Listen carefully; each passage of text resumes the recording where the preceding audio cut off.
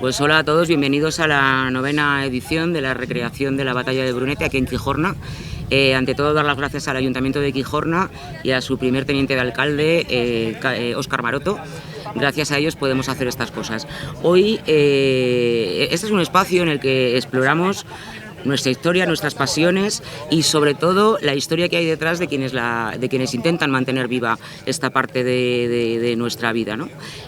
Vamos a adentrarnos hoy en el mundo de las recreaciones, concretamente en la recreación de la Guerra Civil Española, que como todos sabéis es un periodo complejo, cercano y que todavía hoy nos sigue interpelando a todos. Para ello contamos con un grupo de recreadores que no solo se ponen uniformes y cargan fusiles de época, sino que además investigan, ensayan y buscan que no olvidemos lo que ocurrió. Queremos descubrir qué les mueve a revivir estas batallas, cómo se preparan, qué desafíos enfrentan y quizá un poco reflexionar sobre cómo miramos nuestro propio pasado. Ahora mismo nos acompaña la asociación El Comité. Efectivamente. Algunos de vosotros venís de Zaragoza, pero luego hay miembros que vienen de toda España. Contamos con Pablo, que es el presidente. Buenos días. Muchas gracias. Mateo, que es uno de los miembros recientes, y Gabriela Ilara, que me encanta que haya esta representación de mujeres porque también a las mujeres nos gusta hacer estas cosas. Antes de entrar en la parte más técnica, vamos a hablar un poco de cómo llegasteis a este mundo de las recreaciones, qué fue lo que os enganchó y qué fue lo que os motivó y os sigue motivando para participar. Pues bueno, yo soy historiador por la Universidad de Zaragoza, especialización en Guerra Civil. Y pues empecé en esto por curiosidad. Una cosa lleva a la otra, al final terminas pasando calor en Quijorna, sudando, vestido de comisario político, mientras arengas a las tropas que hay que ganar la batalla de Brunete. La recreación es muy bonita, yo siempre digo que es una de las cosas más divertidas que puedes hacer con la ropa puesta.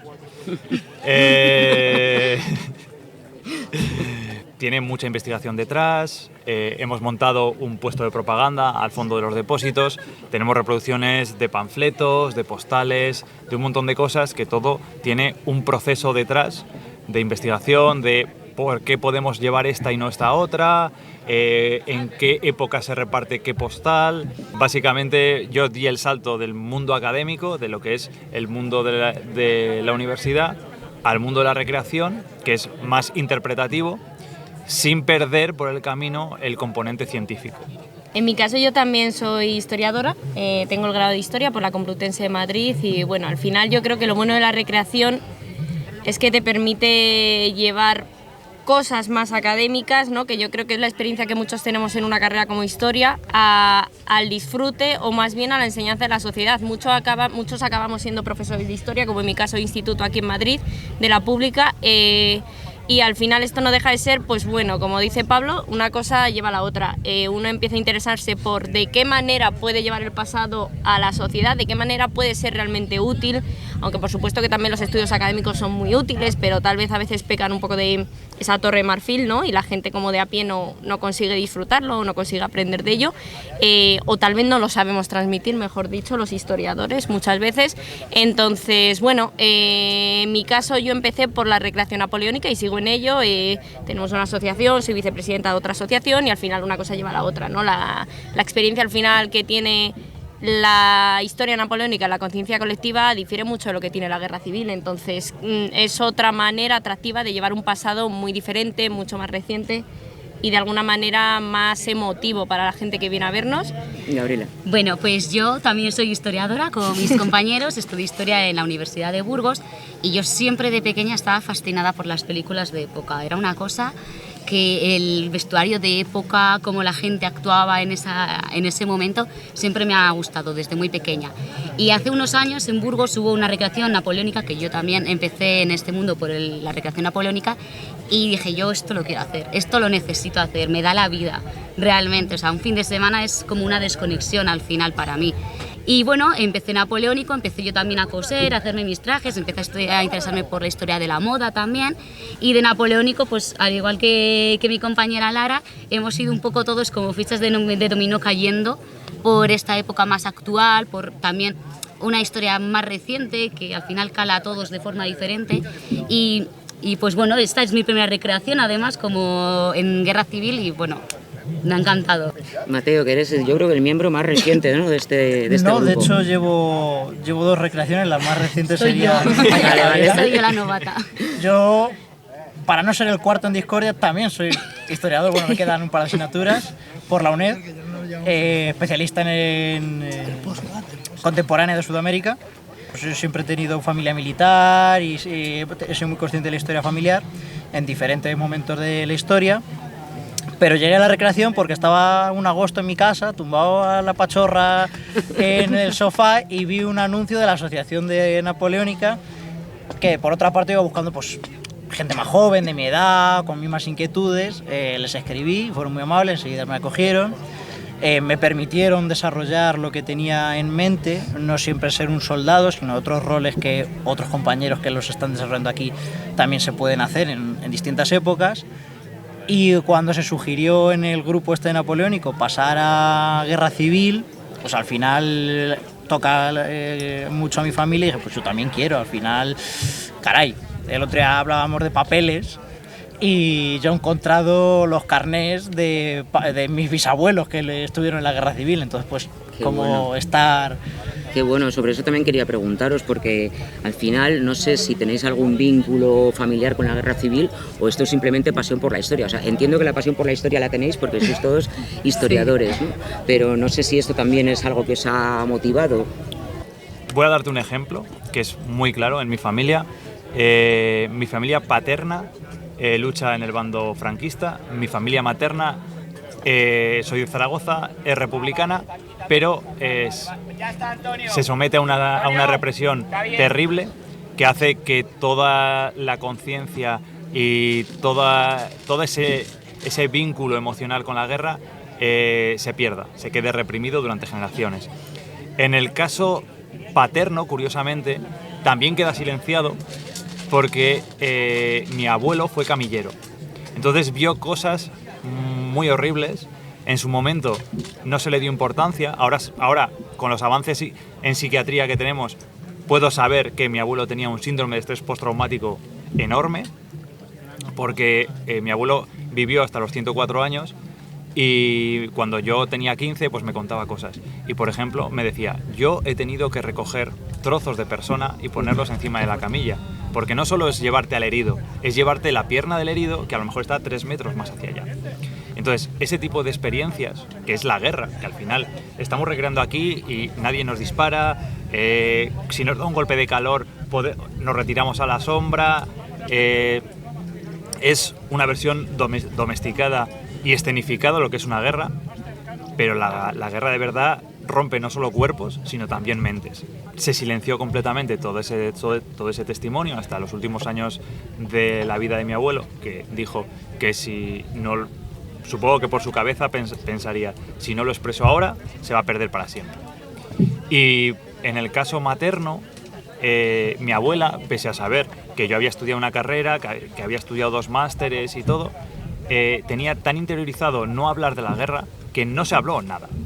Y fue cuando empecé a recrear y le enseñé una foto de, mira, he estado en tal sitio y me he vestido así.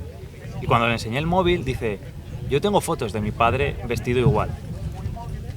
Ese vínculo emocional no surgió hasta que no me vio vestido de guerra civil. Me enseñó las fotos y tal, dio la curiosidad de que no era guerra civil, sino que era guerra de Marruecos, guerra del Rif, eran años 20, no años 30, pero el ver a alguien vestido como tú recuerdas que iba vestido tu abuelo, tu padre, tu familiar que luchó en la guerra, es un vínculo muy potente. Y la recreación yo creo que tiene que ir por ahí, para precisamente sanar heridas. En mi caso es todo lo contrario, en el sentido de que no tengo una gran historia familiar en la guerra civil, por parte ni paterna ni materna. Por parte paterna hablamos de una pequeña aldea de la Sierra del Valle Amblés, en Ávila, San Juan del Olmo, donde la guerra, pues bueno, llegó de aquella manera, a veces como un eco lejano y estas cosas, no todo el mundo está en el frente.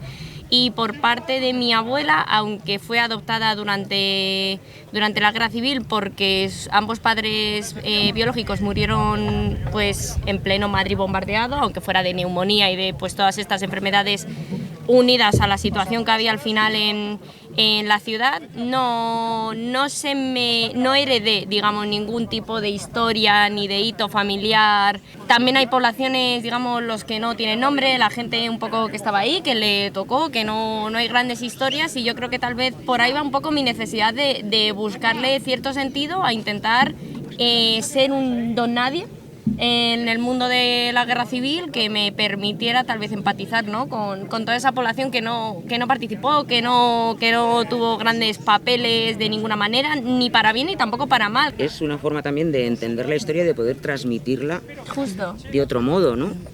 Sí, yo creo que sí, ¿no? Porque hay veces que tendemos, sobre todo en el mundo de la recreación, ya hablaremos, o si no, no sé si saldrá el tema de tender como a grandes papeles o incluso mandos o tal, y se nos olvida que al final también, oye, tiene que haber de todo, también tiene que haber gente que no hacía nada, y nosotros aquí porque vamos un poco masculinizados porque toca, pero que también tiene que haber señoras que estaban en su casa lavando la ropa, y lo bueno de la recreación es que te permite, dependiendo del evento, dependiendo de la circunstancia, pues tratar también a esa gente que también tuvo su papel en la historia, aunque fuera invisible, pero que también te permite hacer una idea del escenario completo, ¿no?, de la historia global esta y de la historia de la gente que no tiene tal vez un papel masivo muy importante. O sea que... Bueno, pues mi vínculo de la guerra civil surge en la carrera también, porque yo tuve la oportunidad de excavar fosas de la guerra civil en Burgos. Entonces fue una experiencia bastante enriquecedora, porque lo curioso es que fue una semana y durante toda la semana no encontrábamos nada. Sabíamos que ahí estaba la fosa, pero no encontrábamos absolutamente nada. Hasta el penúltimo día, que salió una suela de una alpargata, como las que llevamos hoy en día, las suelas así como de plástico, y un cinturón. Y ahí, en ese lugar, estaba el nieto de una de las personas que estaban ahí enterradas, y fue ver esa persona el cinturón de su abuelo. Él sabía que este era el cinturón de su abuelo. La persona se emocionó muchísimo y bueno, se me pone la piel de gallina al contarlo. Entonces, desde ese momento yo dije, a ver, esto es importante.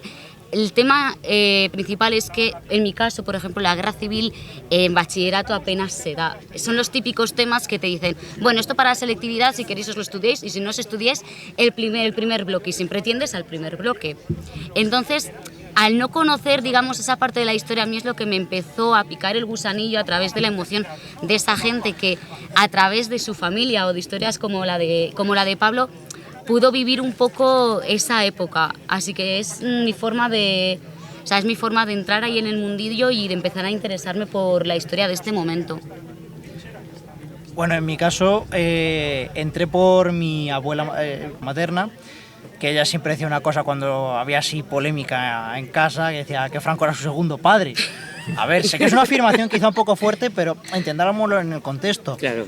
O sea, su padre, mi bisabuelo Aniceto, fue camisa vieja de Falange, estuvo en el teatro de la comedia, o sea, en el momento fundacional de Falange, y se pasó los 3 años de la guerra preso enfrente de su propia casa, donde su mujer y sus 3 hijos estaban escuchando las palizas que le metían. Entonces, cuando acaba la guerra y le salva, pues ahí tienes esa conexión. Mi abuela siempre había hablado de esa parte de la guerra, pero curiosamente se casó con un republicano convencido, mi abuelo, que su padre había sido concejal por el Partido Agrario Español en el pueblo en el que ahora mismo vivo, durante toda la República y la propia guerra.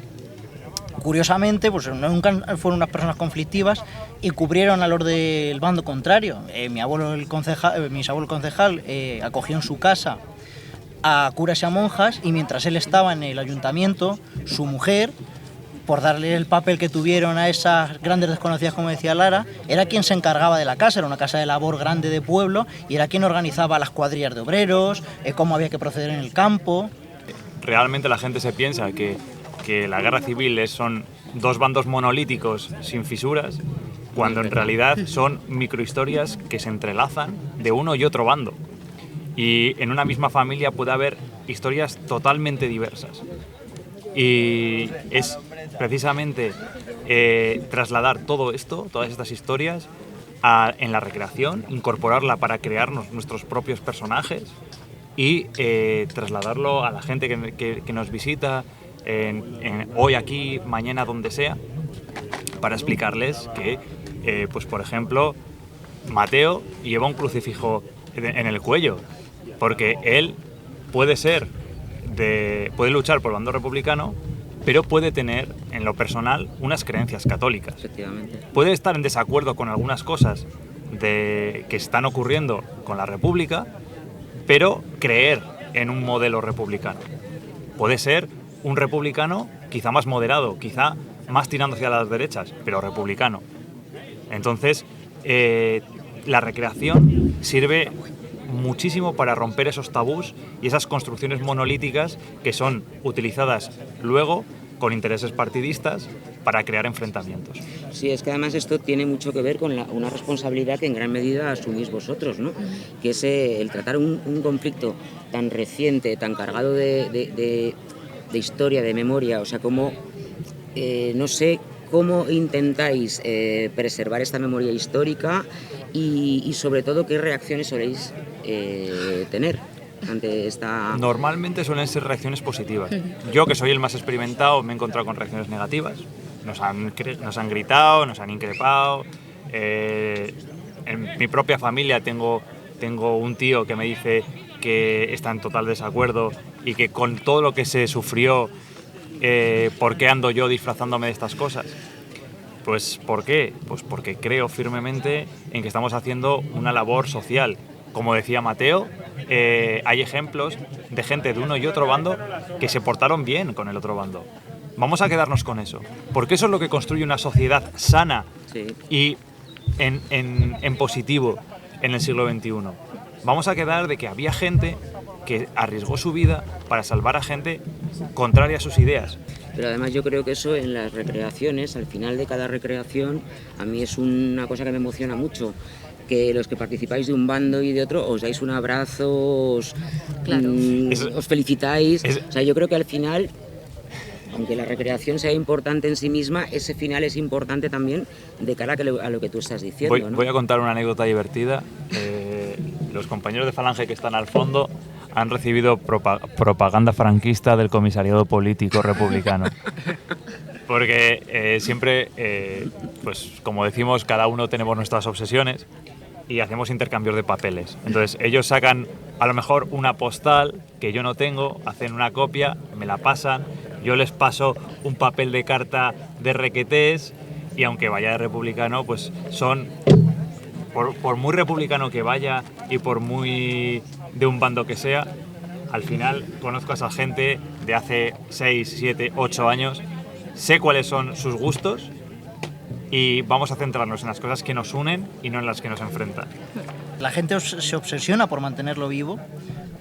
Mi abuela, que decía que Franco era su segundo padre, y mi abuelo, republicano convencido y agrarista, todo lo contrario, felizmente casados. Ellos se enterraron en el hacha de guerra en su momento. ¿Cómo voy a venir yo ahora aquí y decir, no voy a desenterrarla, voy a polemizar del asunto? Todo lo contrario, ellos aprendieron y asumieron lo que vivieron, porque mi abuelo la vivió con 12 años, que nació en el 24, mi abuela con 6, y lo vivieron crudo, una zona complicada, y ellos llegaron a decir, pues mira, es que nuestras familias son las que son, nosotros somos como somos, y aquí se entierra el hacha de guerra. Y la asignatura pendiente que decía Pablo de hay que superarlo, creo que nuestros abuelos, o muchos de ellos, no quiero generalizar, lo superaron más que a lo mejor las generaciones presentes. Mira, ahora quiero hablar de un tema un poquito más lúdico. Gabriela, tú antes has hablado de la moda, de que empezaste a coser. Sí. Yo ahí, a ver, los uniformes, el equipo, las formaciones, ¿a qué nivel, con qué nivel cuidáis todo el detalle para que sea lo más fiel a la realidad? Puedo hablar desde el punto de vista de napoleónico, por ejemplo, que es lo que yo al final coso, y es al final investigar patrones de época, en el caso de la ropa, cómo se cosía, una figura, un estilo, el tipo de belleza, digamos, que en ese momento era lo que se buscaba en el caso de la mujer. En el caso del hombre, pues la uniformidad, cómo tenía que ser. Intentamos ser lo más fieles posible porque al final, tanto visto desde fuera, que es bonito para la gente ver cómo se llevaba o lo que se llevaba en ese momento, para nosotros desde dentro también nos ayuda mucho a meternos, a interiorizar las personas de ese momento. En caso de Napoleónica, por ejemplo, si vas de clase alta, te comportas de una forma porque vas vestido de una forma. Ahora mismo, pues nosotros nos comportamos de otra forma porque vamos vestidos de otra forma. Entonces yo creo que te ayuda mucho a entrar en el mundo, a tú centrarte, ver, estoy en este momento histórico, cómo actúo, lo que hago, lo que significa, llevarlo también con el orgullo que lo llevaría una persona en ese momento. Y yo creo que es la parte estética, tanto la parte de historia, la parte que cuentas, es casi igual de importante porque tú muestras cómo era la gente de esa época, el aspecto que tenía. Yo, un ejemplo de hasta qué detalle cuidamos, en mi caso, tengo mi cartera de época, no sé si se ve, tengo dinero, tengo dinero original, un fajo de billetes que en la época sería un pequeño botín, ¿no? Un pequeño tesoro, y luego tengo el fajo de carnets, es el kit de supervivencia, oiga, se ha caído fuera del plano. El kit de supervivencia a la guerra civil, que es carnet de milicias comunistas, pero carnet de milicias anarquistas también. ¡Qué barbaridad! Y si de repente me pilla Mateo, tengo el de Falange. Pablo, por si acaso de todo, no vaya a ser. También tengo las espaldas. de columna Durruti, por si hay ciudad universitaria. Tengo entradas de un teatro colectivizado por la UGT. La cosa es enseñar estas cosas a la gente para democratizar un poco, porque hay mucha gente que puede tener en su casa un carnet. Claro. Puede estar al fondo del cajón y no saber lo que es. Y enseñárselo y decirle, mira, esto significa esto. Es un poco también lo que hablábamos de abrir una puerta. No solamente a algo que se ha silenciado, sino también a la conservación de vestigios materiales de la época. Muchísimos uniformes que eran de algodón terminaron haciendo trapos de cocina. ¿Por qué? Porque en su momento no se les dio valor. Y terminaron en un cajón, terminaron en un armario, y a los años, cuando esa persona se murió, no se les dio valor o no se supo reconocer lo que era y se tiraron a la basura. Y no es un Goya, no es un Velázquez, pero sigue siendo patrimonio cultural y patrimonio histórico de nuestra nación española. Por suerte en la guerra civil tenemos el Qué vestigio barbaridad. fotográfico, De los grabado. años 20. No es tan difícil como en otras épocas que tienes que guiarte por un grabado, un dibujo. Claro. En este caso tenemos más vestigios y es una suerte porque a la hora de investigar este tipo de cosas te da muchísimas facilidades. Pues chicos, ha sido un placer. Igualmente. Ahora vendrá otro grupo, pero de Muchísimas verdad, gracias. Gracias a creo que vosotros. esta pasión por la historia, que no solo es profesional, sino que además es de una manera lúdica, social y sobre todo democrática, pues no puedo más que felicitaros y daros las gracias. Muchas por- gracias. Y gracias a vosotros por acompañarnos. dejarnos, Por darnos voz. por darnos Sí. voz. Eso. Pues sí.